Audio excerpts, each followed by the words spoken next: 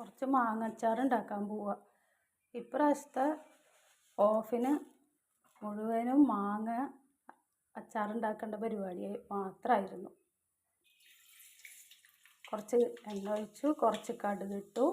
കടുക് പൊട്ടട്ടെ.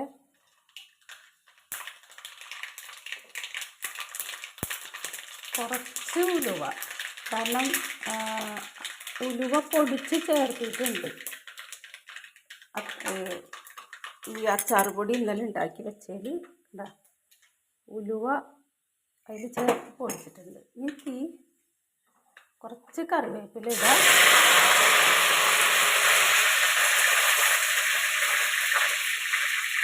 കുറച്ചിട്ടിട്ട്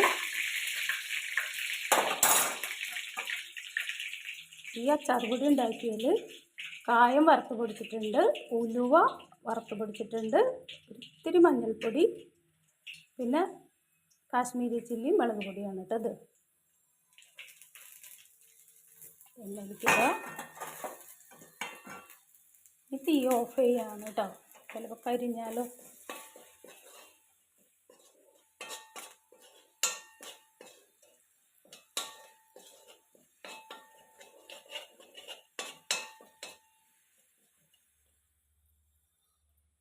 അത്ര മതി.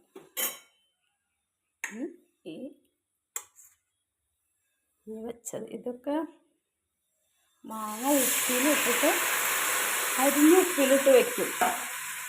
ഈ ഓഫ് ചെയ്തു എന്നുവെച്ചാൽ ഇത് മാങ്ങ വേണ്ട കാര്യമില്ല. ഇതൊന്ന് യോജിക്കാൻ വേണ്ടിയിട്ടാണ് ഈ ചീനച്ചട്ടിയിൽ ഇട്ടത് കേട്ടോ. ഒന്നുമില്ല, വെറുതെ കടുക്, ഉലുവ, കായം, മുളക് പൊടി.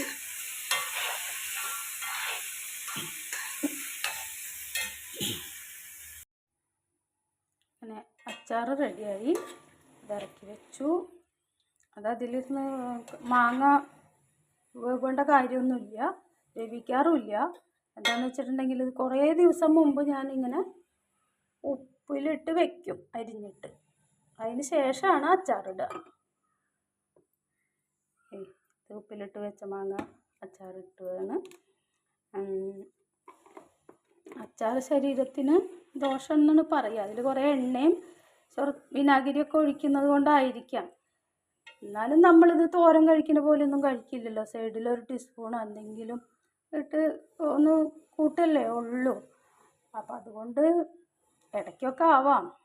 അങ്ങനെ തുടർച്ചയായിട്ട് കഴിക്കുമ്പോഴായിരിക്കുമല്ലോ എന്തും. പിന്നെ കുറേ കഴിക്കുമ്പോഴുമാണ് ശരീരത്തിന് ദോഷമായി മാറുക.